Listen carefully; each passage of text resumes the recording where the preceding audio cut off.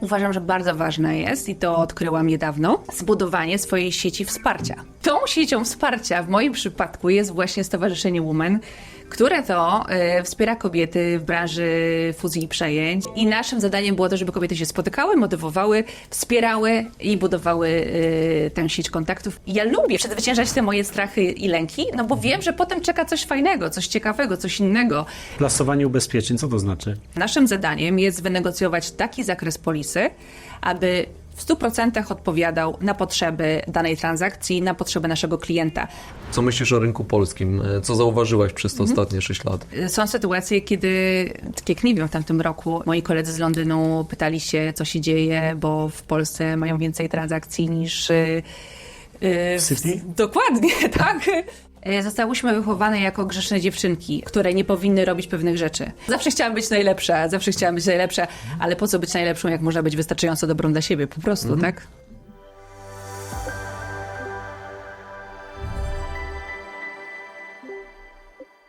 Witajcie kochani po przerwie. Są za nami ferie. Mieliśmy chwilę oddechu, ale tylko po to, żeby przyjąć specjalnego gościa. Przedstawię Wam Magdalenę KLUCZEK. Cześć Magda. Cześć, bardzo mi miło. Cześć. Słuchajcie, wprowadzę Was trochę, pomimo młodego wieku. Magda ma naprawdę niesamowite już bio i zebrała kawał doświadczenia. I pozwolę sobie posłużyć się trochę notatką, bo jest tego sporo.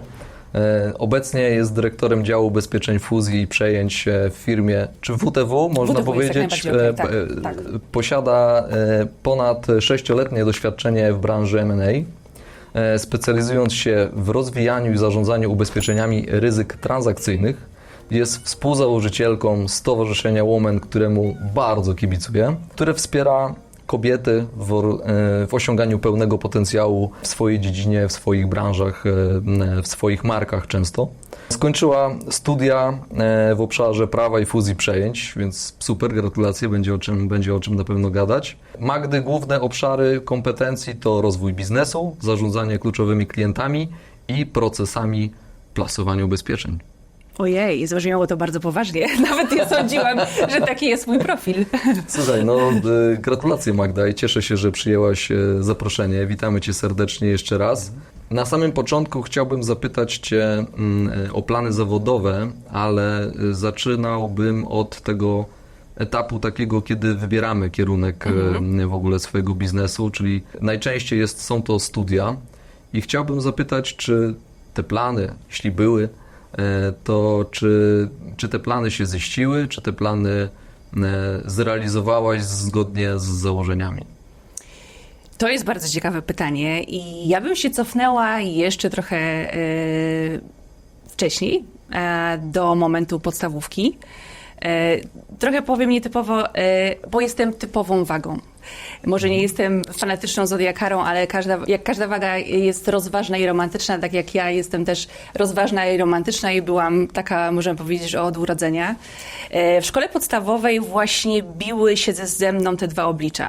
Pierwsze oblicze bardzo wrażliwej dziewczynki, która lubiła malować, rysować, recytować, brała udział w konkursach recytatorskich i szczerze bardzo cicho liczyła na to, że zostanie w przyszłości aktorką albo malarką. Wow. Artystyczne. Do tego chyba nie widzieliście. Dokładnie. I słuchajcie, było też to drugie oblicze, to rozważne, które ciągnęło mnie w stronę matematyki, fizyki i miałam jednak ten umysł analityczny. Co ciekawe, wrażliwa osoba z analitycznym umysłem. Niezłe kombo. Niezłe kombo. Trochę taty, trochę mamy, powiedziałabym. Więc jakby cała podstawówka minęła mi w takim rozdwojeniu jaźni. Jakkolwiek by to nie zabrzmiało. I szczerze mówiąc, jak ja ją kończyłam, to myślałam o tym bardzo mocno, żeby właśnie pójść w kierunku artystycznym. Nawet zdawałam do liceum plastycznego. I słuchajcie, dostałam się. Wow. Miałam tam egzamin z rysunku martwej natury i jeszcze pamiętam jakiś pejzaż. Nie wyglądało to zbyt dobrze, ale się dostałam, więc miałam rzeczywiście po tej podstawówce takie myśli, żeby pójść w tą stronę artystyczną i spełniać się właśnie jako ten wrażliwa artystka. Ale w liceum, co się stało w liceum? Stwierdziłam, że jednak muszę jakoś zarabiać na to swoje życie i te swoje potrzeby. No i będąc artystą narażam się na to, że będzie pewnie ta niestabilność i gdzieś tam, no nie zawsze będzie tak, że będę na tej samej górze i będę zbierała plony tego, co zasiałam. Więc odezwała się tam Magda Rozważna i Magda Rozważna postanowiła, że będzie studiowała finanse i rachunkowość, potem finanse i bankowość, równolegle zarządzanie, koniec końców prawo fuzji i przejęć. Bo jesteś po SGH-u, jak dobrze Tak, pamiętam. jestem po SGH-u i tam skończyłam zarządzanie i też prawo fuzji i przejęć. Ale to zobacz, szybko chwyciłaś się wszystko, szybko sobie zdałaś sprawę z tego, że jednak nie malarstwo i artystyczny kierunek, tylko jednak Coś bardziej bankowość, rozważnego. finanse, biznes, te kierunki. Wiesz co, To właśnie, tego ci zazdroszczę. To gratulacje. Czy szybko, tylko jakby okej, to nie było też tak na początku, że wydawało mi się, że to jest coś, czym ja się niesamowicie spełnię i to będzie moja pasja, bo z tyłu głowy cały czas chodziło za mną to takie artystyczne ego. Ale teraz mogę powiedzieć, że czuję się spełniona, bo jakby to, co robię zawodowo, to robię zawodowo, ale mogę łączyć pewną wrażliwość, którą mam, na przykład przy nawiązywaniu relacji z klientami, ale też mam swoje pasje, tak? No bo jakby praca to jest jedno, ale pasje to jest drugie, tak? Więc tutaj mogę artystycznie jakoś tam się spełniać, I tak? praca zawodowa tego hobby wcale nie wyklucza. Tak, no zdecydowanie. Wiadomo, że nie jest łatwo. Nie jest łatwo, bo w tym świecie transakcyjnym no krążą mity. Właśnie powiedz Tak. dokładnie, czym się zajmujesz, bo ja zrobiłem takie wprowadzenie, Tak. ale opowiedz swoimi słowami, być może to kogoś zachęci, zainspiruje, albo pokaże właśnie Albo kierunki. objaśni, co to znaczy. Tak, Tak. Co to znaczą transakcje, czym się na co dzień zajmujesz? Jasne. Więc może zacznę też od początku. Trafiłam na początku do ubezpieczyciela należności. Nie będziemy ukrywać. Tam się Euler poznaliśmy. Hermes, no dzisiaj Allianz Trade. Tak, tam się stąd poznaliśmy z znamy. Wojtkiem i pracowałam dla Euler Hermes 9 lat. I potem tak sobie ułożyłam w głowie, że od ubezpieczyciela przejdę do brokera. I tak to się stało. I co było ciekawe, zmieniłam tylko jeden budynek, bo przyszłam do AON. I tam od samego początku, myślę, że mam w życiu sporo szczęścia. Trafiłam też na projekt, na osoby, które podpowiedziały mi, że warto by było się rozwijać właśnie w kierunku ubezpieczeń transakcyjnych.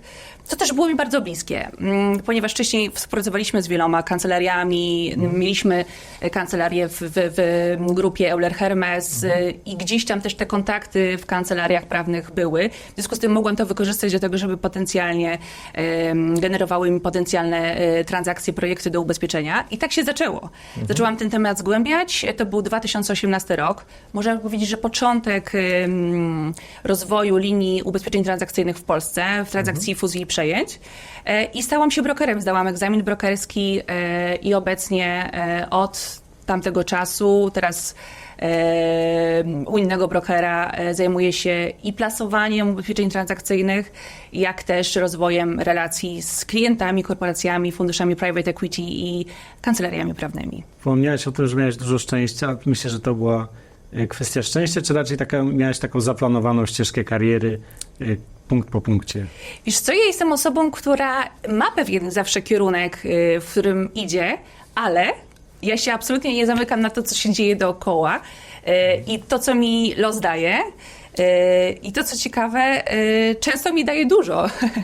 Często mi daje dużo i rzeczywiście otwieram się na te różne propozycje i też uważam, że człowiek powinien się ciągle doskonalić, tak? No, my teraz jakby jesteśmy w świecie, gdzie ten jeden zawód, tak jak na przykład, nie wiem, mój tata pracował 40 lat dla jednej organizacji i kompletnie jakby nie potrafił się przebranżowić. Tak teraz myślę, że jednak ta możliwość szybkiej adaptacji, jeżeli chodzi o różne inne, nie wiem, czy profesje, tak, czy zawody, daje duże możliwości i ostatnio chyba słuchałam jakiegoś raportu, że średnio teraz są takie prognozy, że właśnie, nie wiem, osoby w wieku 20 paru lat będą zmieniać 4 razy w życiu profesję. Całkowicie ścieżkę zawodową, tak. Bez partnerów strategicznych ten program nie mógłby się odbyć. Trenda Group. Kompleksowe wsparcie dla biznesu w zakresie transakcji, sporów, podatków. Drodzy widzowie, za nami kilkadziesiąt już odcinków Wywiadowni Gospodarczej. Za nami też premiera książki mojego autorstwa, czyli Tomasza Ostojskiego, pod nazwą Ostoja Inspiracji. A tutaj najciekawsze podpowiedzi, refleksje i patenty na to, jak odnieść sukces w życiu i w biznesie. Także są w środku podpowiedzi, refleksje naszych gości. Link w opisie. A ja zapraszam. No wiesz co, idziemy w tych kierunkach faktycznie i to widać w kolejnych pokoleniach, które wchodzą gdzieś tam na rynek pracy, ale też wiesz co, powiedziałeś bardzo ważną rzecz, uważam, bo to, że są okazje, to mam wrażenie, że większość z nas te okazje mija codziennie. Chyba najważniejsze jest to właśnie, żeby je dostrzec, być uważnym i wiesz co, rzucić tą rękawicę i po prostu spróbować, bo często rozmawiamy z różnymi gośćmi z różnych branż, z różnych zawodów, którzy powtarzają to samo i to pewnie nieprzypadkowo się tu znajdujesz, że masz coś wspólnego, tak? Czyli masz to, że jednak zauważasz te szanse, tak? Bo część ludzi zauważa porażki albo coś negatywnego, a ty pomimo tego, że coś widzisz, to dla ciebie staje się to okazją, a dla kogoś może być jakimś strachem i stwierdzić, nie, no tu mi jest dobrze, tu jest fajnie, więc tu zostaję i tutaj będę... To za wysoko nie ruszam. Tak. Na przykład, nie? Ale to powiem wam, że akurat takie podejście zawdzięczam mojej mamie, bo ja byłam takim dzieckiem trochę neurotycznym, powiedziałabym teraz. Wielu rzeczy się bałam i tak trochę byłam pod kloszem moich rodziców. I pamiętam, że też w podstawówce miałam takich sytuacji, kiedy mówiłam, mamo, nie wiem, nie zrobię tego, bo się boję. Ale w końcu moja mama stwierdziła, że za dużo tego jest, boję się, więc mówi, słuchaj, mam dla ciebie receptę, żeby się nie bała w życiu. Po prostu idź w te swoje strachy, zobacz, że one nie są w ogóle groźne, tak? Spróbuj, zaprzyjaźnij się z nimi, tak? Więc od tamtej pory jakby każdy taki lęk, który we mnie się pojawiał, nawet nie wiem, przed tym wystąpieniem, przed dziećmi, kiedy recytowałam wierszyki, to sobie myślałam, że nie, jak ja to zrobię, to przezwyciężę, to następnym razem już będzie lepiej, tak?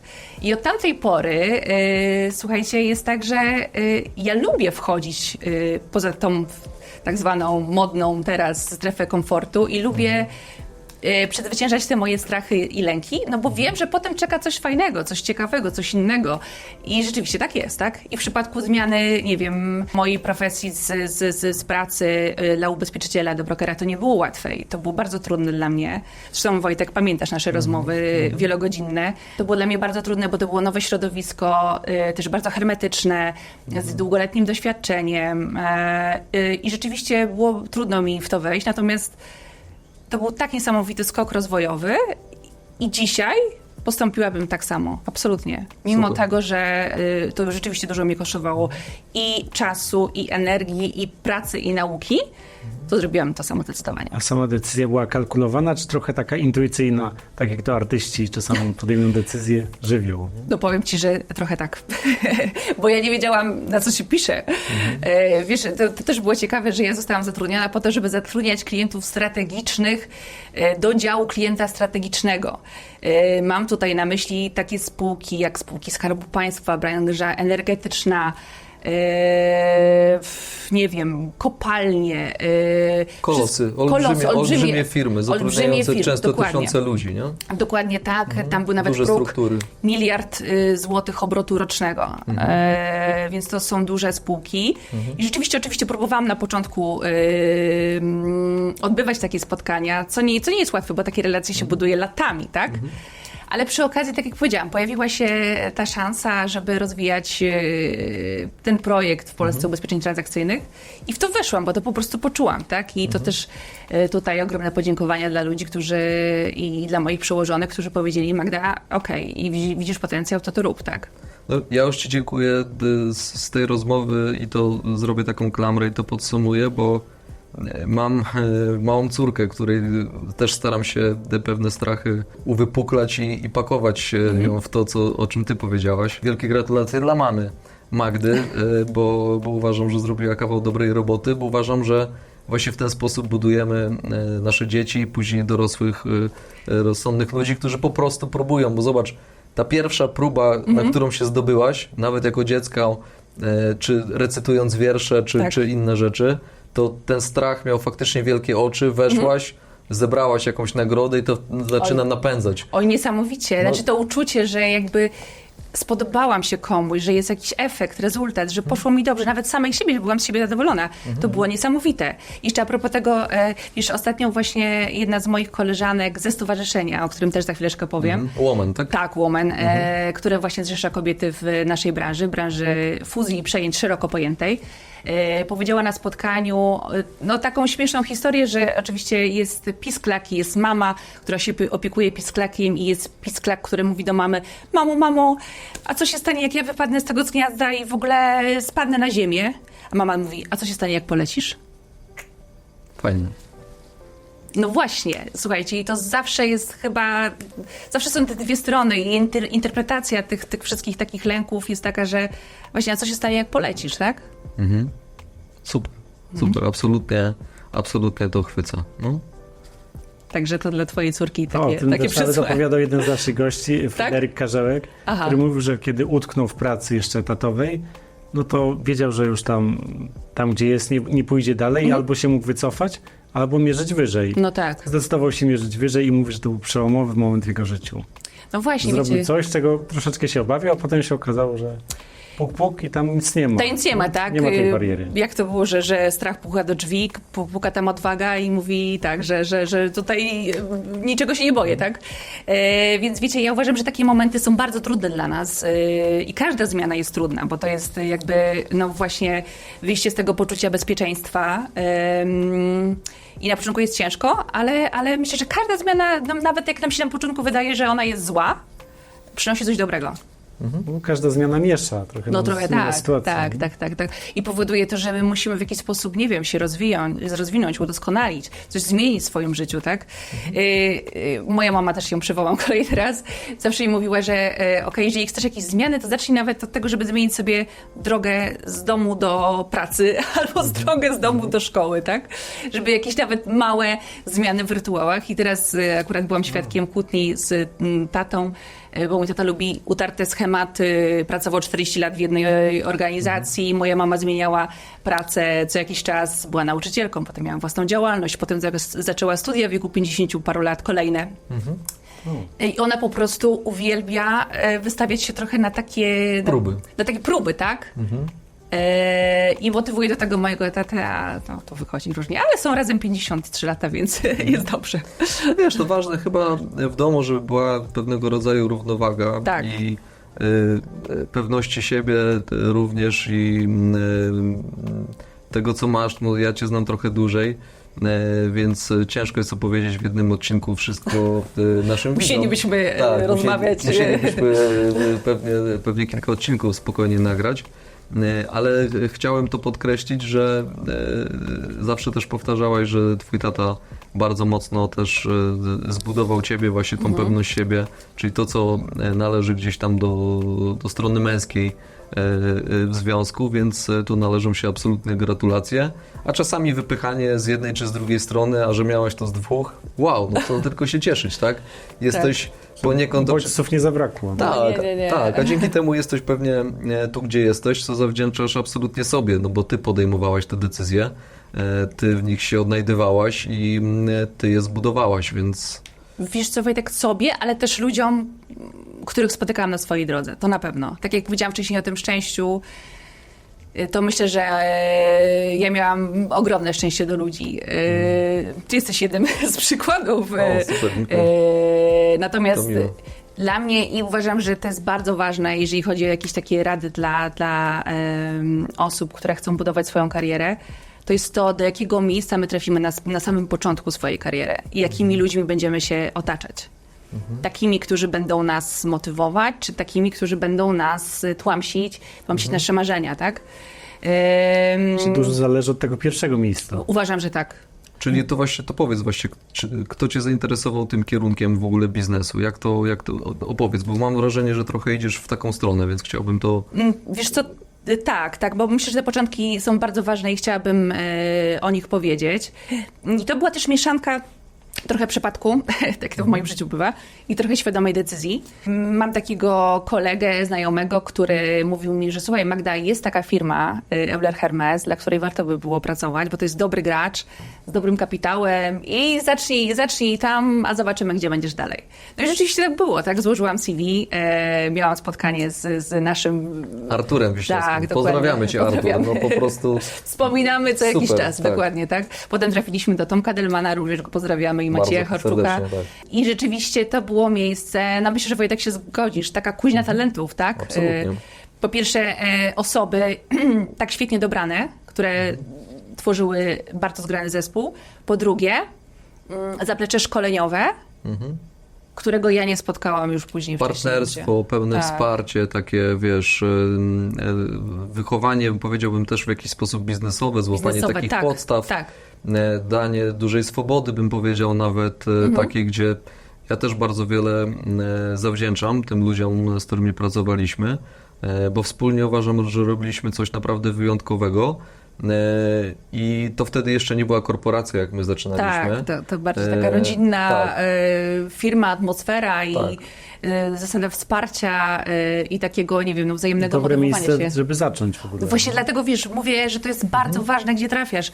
Ja szczerze, przez większość czasu, jak pracowałam tam, ja nie sądziłam, że w ogóle istnieje jakikolwiek inny pracodawca. I bardzo się bałam zmiany. I dlatego też ta zmiana, którą postanowiłam zrobić i odbyć po 9 latach pracy, no była dla mnie naprawdę ciężka, ale tak jak mówię, nie żałuję jej.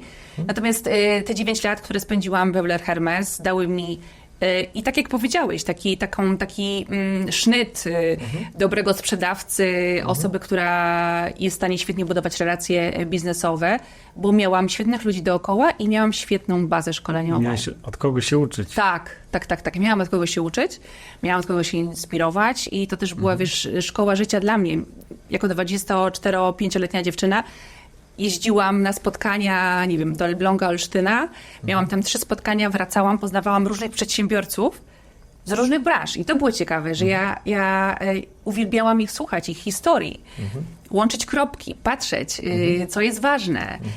Dlatego wspominam to z niesamowitym Frajdą, sentymentem. nie? Tak, frajdą. W ogóle dla mnie to był super czas, tak? Super. Ja też mam tak samo i uważam, że to było też dla mnie niesamowite, że jak nawet się spotkaliśmy, jeździliśmy czasem na wspólne jakieś spotkania Tak. z różnymi klientami, to pamiętam takie sytuacje, że nawet mnie to dziwiło, że i tych ludzi dziwiło, że my ich pytamy, jak oni do tego doszli, co oni zrobili, tak. Często a nas zadały to takie faktycznie pytania. Interesowało. ciekawili ci ludzie, te firmy, tak? I to było dla mnie niesamowite, że jak może ktoś inny o to nie pytać, tak? Przecież Tak. wow, żeby zbudować To już jest fascynujące. No To już tak, jest no wiesz, fascynujące, wjeżdżasz na plac, stoi ileś 10 albo 100 samochodów, widzisz markę wszędzie gdzieś tam, albo w telewizji, słyszysz w radio, Tak. no i nagle spotykasz Jest tego właściciela. głośna dla wszystkich poza właścicielem. Tak, on Tak, to tak, zazwyczaj tak. skromna, taka zwykła osoba, którą jakbyś spotkał na ulicy, to byś stwierdził, to człowiek jak człowiek, no nikt wyjątkowy, tak? Absolutnie nieświadomy swojego Tak. sukcesu. Tak. Tak. Że to było niesamowite, no bo jakby my mieliśmy spotkania w różnych miejscowościach. To nie jest tylko Warszawa, gdzie tutaj, wiadomo, jest centrum Biznesu w Polsce, biznesu tak? w Polsce, ale też, nie wiem, no właśnie przywołany Olsztyn, Ciechanów i tym podobne. A tam naprawdę byli ludzie, którzy zarządzali ogromnymi biznesami, tak? No dobra, to idźmy sobie w wyzwania, szanse w branży i dla kogo jest Twoja usługa, WTW i dla kogo są te produkty? Jakbyś mogła nam tutaj coś powiedzieć więcej. Wiecie, jak każda branża ma swoje plusy dodatnie i plusy ujemne, czyli te wyzwania i szanse. Tutaj największym wyzwaniem jest to, że transakcje fuzji i przejęć są bardzo podatne na czynniki zewnętrzne, na koniunkturę, na geopolitykę, na poziom inflacji, na możliwości inwestycyjne też w danym Czyli kraju. na czynniki zewnętrzne. Tak, zdecydowanie. No, zobacz, to jest marka międzynarodowa i teraz czy nasz rynek, a może ryneczek polski nie jest zbyt mały na to. No, nie porównujmy oczywiście rynku amerykańskiego czy Wielkiej Brytanii do ilości tam fuzji, przejęć i wielkości, no tak? Tak, oczywiście. To jest w ogóle przepaść, nawet nie można tego, mam wrażenie, porównywać, tak? Ale z twojego doświadczenia, tego 6-letniego, to co ty właśnie, co ty czujesz? Co myślisz o rynku polskim? Co zauważyłaś przez te ostatnie 6 lat? Przede wszystkim, że ten rynek niesamowicie się rozwinął. Jak ja zaczynałam działać w obszarze ubezpieczeń transakcyjnych, mieliśmy kilku ubezpieczycieli i to też oczywiście, to nie są ubezpieczyciele polscy, żebyście mieli świadomość, tylko to są ubezpieczyciele z rynku londyńskiego. I było ich kilku z małym apetytem na transakcje polskie, nie było polis w ogóle pod prawem polskim, czyli jakby oni postrzegali wtedy ten rynek jako taki bardzo powoli rozwijający się.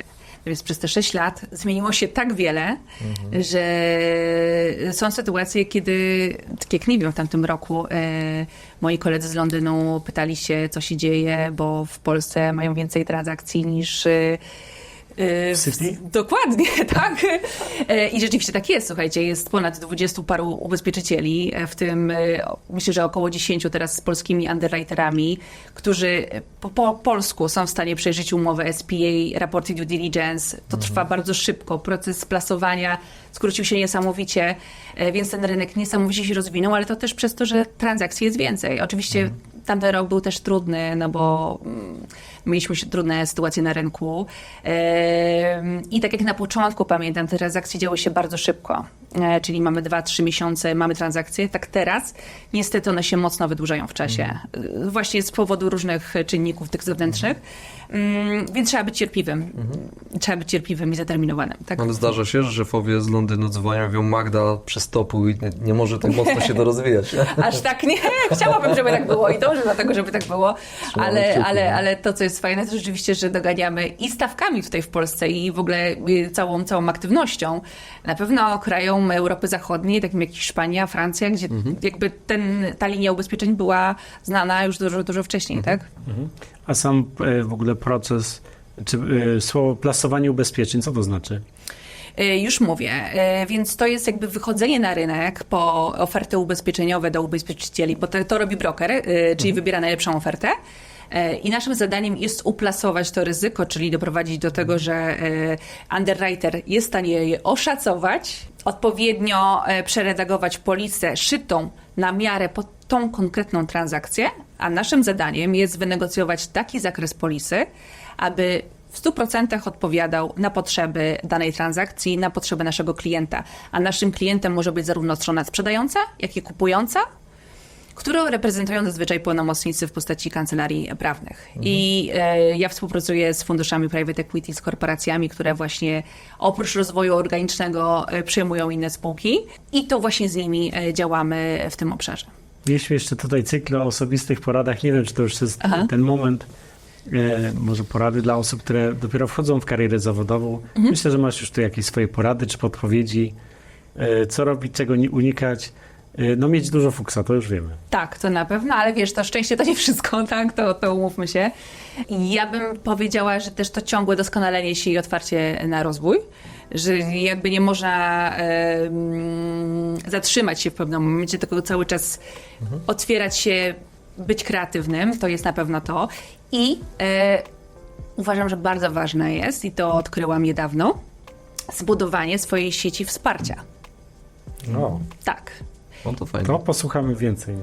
I tą siecią wsparcia w moim przypadku jest właśnie Stowarzyszenie WOM&AN, które to wspiera kobiety w branży fuzji i przejęć. Stworzyłyśmy to z moimi koleżankami. Jedna jest z funduszu private equity, druga jest z banku inwestycyjnego, trzecia jest od doradcy transakcyjnego, czwarta jest od doradcy prawnego, piąta od technologii i szósta z biznesu, więc jakby mamy perspektywę z bardzo różnych miejsc na całym rynku. I naszym zadaniem, głównym celem jest to, żeby jednoczyć kobiety w tej branży, ponieważ wiecie, ja chodząc na spotkania dla też doradców, no i też dla klientów, ja widzę tam 80% mężczyzn. Nie widzimy tam w ogóle kobiet. Jest mało kobiet, które się pokazują, które w ogóle wychodzą.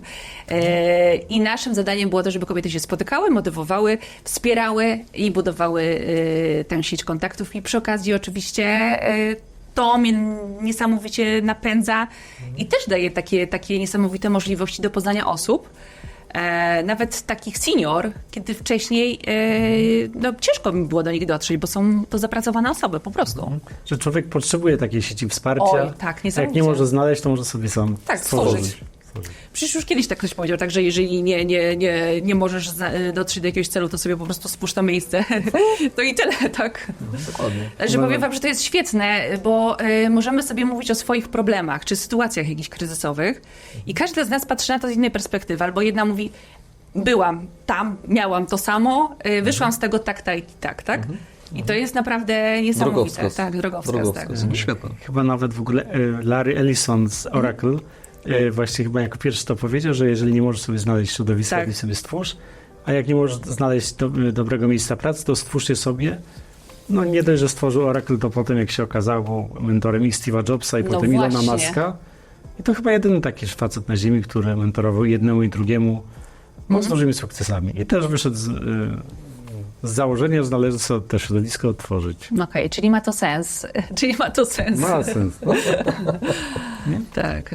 Jak poszlibyśmy sobie zasady, jakimi się kierujesz na przestrzeni twoich doświadczeń, nie tylko zawodowych, ale też życiowych, myślę, to czy możesz jakieś takie podać, gdzie moglibyśmy wiesz coś na sprawdzić pewno. od ciebie? Tak, co wiem na pewno. Na pewno wiem to, że na koniec dnia trzeba sobie spojrzeć w lustro i powiedzieć, to był dobry dzień, nie mogę sobie nic zarzucić i jestem z siebie dumna, tak?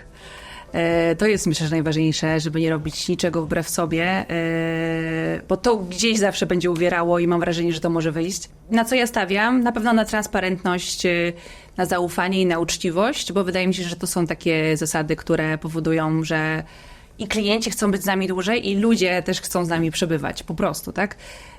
A no jakoś ja mam tak, że nie motywują mnie liczby i cyfry, tylko motywują mnie ludzie. Ładnie powiedziane. Wiesz co, to chciałbym zapytać jeszcze o coś, bo my się znamy gdzieś od 2008 roku, myślę. Więc dosyć długo bym powiedział i wiele rzeczy razem udało nam się zrobić. Ale chciałbym zapytać, z czego tak naprawdę jesteś najbardziej dumna? Z tego, że się nadal lubimy i jesteśmy tutaj. No to akurat bezwarunkowo. Tak. Bo tak jak powiedziałam, najbardziej dumna jestem z relacji, z osób i rzeczywiście tak jest, że z osób, które są koło mnie, ale na przestrzeni tych wszystkich lat myślę, że najbardziej jestem dumna z tego, że stworzyłyśmy z moimi koleżankami to stowarzyszenie, które teraz działa prężnie. Już mamy ponad 100 członkiń, gdzie w ciągu kilku miesięcy uważam, że to jest naprawdę niesamowity wynik. I wiecie, co mnie najbardziej motywuje? To, że po jakimś naszym spotkaniu przychodzi do mnie dziewczyna i mówi, słuchaj, Wreszcie. tak, albo dziękuję ci za to, że poruszyłyście ten temat, dziękuję ci za to, że w ogóle to zorganizowałyście, chcę więcej, chcę częściej. To mnie niesamowicie Mają motywuje. niedosyt. Tak. I to jest fajne, że rzeczywiście jest taka ogromna potrzeba, żeby się kobiety spotykały po prostu, tak? W tej branży i nie tylko. Dlatego panowie, do was też pewien apel. Ja bym chciała, żeby też było najwięcej kobiet u was. O, a to mi się akurat podoba. To prawda jest, że my też chcielibyśmy, żeby było więcej kobiet. No właśnie, no to co się dzieje? Dlaczego ich nie ma? Możesz nominować. Aha, dobrze. Mam krótką listę, także myślę, że się dogadamy. Tak, no, my jesteśmy bardzo otwarci. Dla nas, i ja z punktu nawet takiego biznesowego, jak patrzę, to ja wiem, patrząc na różnego rodzaju badania, nie tylko w Polsce, ale w Europie i na świecie, to wiem, że ten problem w zatrudnieniu, w jakiejś równowadze mężczyzn i kobiet występuje. Ja tego nie zauważam w swoim środowisku, bo zawsze patrzę na to. Dla mnie obojętnie, czy przychodzi kobieta, czy przychodzi mężczyzna, nie ma dla mnie znaczenia płeć, która będzie z nami pracować. Dla mnie mają znaczenie umiejętności i osoba, która te umiejętności reprezentuje i jakie potrafi nie wiem, pokazać, przedstawić, zarekomendować i przekonać do siebie, tak? I ja uważam, że takimi kryteriami powinniśmy się kierować, A mogę Ci zadać pytanie, a nie Dawaj. masz wrażenia takiego, że mężczyźni potrafią bardziej o siebie walczyć, a kobiety po prostu... Tak. To ja mam takie wrażenie. tak? Tak, wiesz co, ja Ci odpowiem to chyba w bardzo taki otwarty i postaram się sensowny sposób, bo czytałem takie też badania, z których wynika, chyba amerykańskie, z których wynikało, że facet, który widzi ogłoszenie o pracę, jeśli spełnia 30% z tego ogłoszenia, wysyła CV-kę. Kobieta, Nadam się. która nie spełnia 10-20%, ona tego zgłoszenia nie wyśle CV, dlatego że uważa, że nie powinna, bo nie spełnia wszystkich rzeczy. I teraz się okazuje, czyli tych wymogów, tak? Teraz się okazuje, że ten facet, który wysłał, no ta firma musi funkcjonować, bo potrzebuje kogoś do projektu i nagle się okazuje, że nie ma z kogo wybrać. Wybrali faceci, nie spełniają tego wszystkiego, ale z czegoś musimy wybrać. I okazuje się, że z tej garstki, która złożyła tę aplikację, wybierają osobę, i jest to facet. I to, co ty powiedziałaś, ja sobie tego życzę i życzę wszystkim paniom, żeby brały z ciebie przykład, brały przykład z tego, co powiedziała i mówiła ci twoja mama, być może z tatą, żeby pokonywać swoje jakieś bariery w głowie, żeby nie wstawiać sobie tych barier. Tak, i nie sabotować się samej. Dokładnie, po prostu, bo co się stanie, jeśli ty nie masz na 100%, ale masz na 80%? I się okaże, że jesteś jedyną osobą, która ma na 80%, bo reszta mężczyzn będzie miała na 60%. Wygrasz. Ale dopóki nie spróbujesz, tego nie będziesz miała. Tak. Dlatego mężczyźni robią biznes, a kobiety całe życie się... Sprawa może być głębsza w Wiesz ogóle. co? Nie, oczywiście to jest pewien stereotyp i generalizacja, trochę tak? też geny, nawet jak się posłucha wywiadu z bokserem na sali i nawet jak to jest bokser trójkowy, to się go zapyta, jaki ma plan, to mówi, że on będzie mistrzem świata. No tak. Niezależnie od kultury, nawet w Polsce jest taki bokser Marcin Najman, który przegrywa wszystkie walki, ale jak się go zapyta, to będzie mistrzem świata. I ma takie wewnętrzne przekonanie. Nie ma pokrycia w faktach. Bo mamy doświadczenia nawet tu z odcinków, nie tylko z pracy czy z codzienności, tak? Ja uważam, że kobiety potrafią walczyć o siebie, ale mniej o tym mówią niż mężczyźni. I uważam, że tak jak te badania, absolutnie się z tym zgadzam, że kobiety po prostu, to nie powinnam. No właśnie o to chodzi, do tego chciałam dlaczego? nawiązać. Idź. Wiesz dlaczego? Zostałyśmy wychowane jako grzeczne dziewczynki, które nie powinny robić pewnych rzeczy. Ja jestem teraz świeżo po filmie Jorgosa Lantimosa, nie wiem, czy słyszeliście o tym filmie, Biedne istoty. Nie. To jest film z Emmą Nie Stone, oglądałem. które w ogóle to jest bardzo kontrowersyjny film, powiedziałabym, i dla ludzi o mocnych nerwach, ale ma bardzo ciekawe przesłanie, bo pokazuje, jak kobiety mogą się zachowywać, jeżeli nie mają narzuconych jakichkolwiek przekonań, zakazów i narzuconych jakichś racji. To jest film trochę o emancypacji kobiet, o tym, jak mogłyby żyć, gdyby nie miały zakładanych jakichś filtrów. Także polecam, bardzo ciekawe, bardzo kontrowersyjne, ale zostaje z tyłu głowy takie przesłanie, że to jest naprawdę ciekawe, tak? Jak zostałyśmy odpowiednio ubrane albo, nie wiem, nauczone, że powinniśmy rzeczywiście być grzeczne, siedzieć cicho i się nie wychylać, tak? Ja wychowuję swoją córkę trochę inaczej, tak? Uważam, że i chwała powinna tobie, walczyć o swoje, robić to, czego chce w jakichś rzeczywiście ograniczonych warunkach i są pewne granice, których nie powinno się przekraczać, ale rola w tym rodziców, niezależnie czy masz chłopca czy dziewczynkę, uważam, że pewne rzeczy się wynosi z domu, później uczy nas szkoła, studia, życie, które też weryfikuje na co dzień. Ale życzę wszystkim kobietom to, co ty robisz i większość pań, które u nas tutaj były, czy większość pań, które znamy, które jednak nie boją się, wychodzą z tej strefy komfortu, próbują to wziąć, chociaż wiedzą, że na przykład nie są na 100% i się okazuje, że to zdobywają. Więc właśnie. chciałbym więcej pań tutaj u nas, które będą to pokazywały, będą to pielęgnowały i będą szły w tym kierunku. Trudno być na 100% w ogóle w czymkolwiek. Tak, ale wiesz, Dokładnie. czy trzeba być na 100%?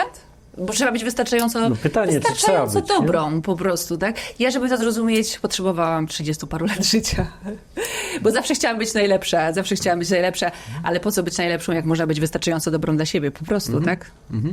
No i wiesz co, i to jest piękne, co powiedziałaś i tego życzę większości paniom, które się zastanawiają nad tym, w którym kierunku iść, co robić i czy podnosić czy rzucać rękawice, nie? W jakich kierunkach wystartować. Jakby jakakolwiek miała wątpliwości, zapraszam, z chęcią porozmawiam i powiem, żeby zawsze iść do przodu, po prostu. Dodasz, Magda, coś od siebie na koniec? Ja chciałam Wam serdecznie podziękować, bo to była niesamowita rozmowa i dużo się też dowiedziałam o sobie, tak? Czasami ciężko jest, wiecie, tak się zatrzymać w tym świecie, który nas goni na co dzień, a dobrze jest wiedzieć i wrócić tak do bazy, do tych swoich wartości, do tego, co jest z tyłu głowy. Dlatego za to Wam serdecznie dziękuję. Z bliska czasami gorzej widać po prostu. Nie Tak. samoświadomości. Coś w tym jest. Magda, serdecznie Ci dziękujemy za przyjęcie zaproszenia. Zapraszamy kolejne panie, jesteśmy absolutnie otwarci.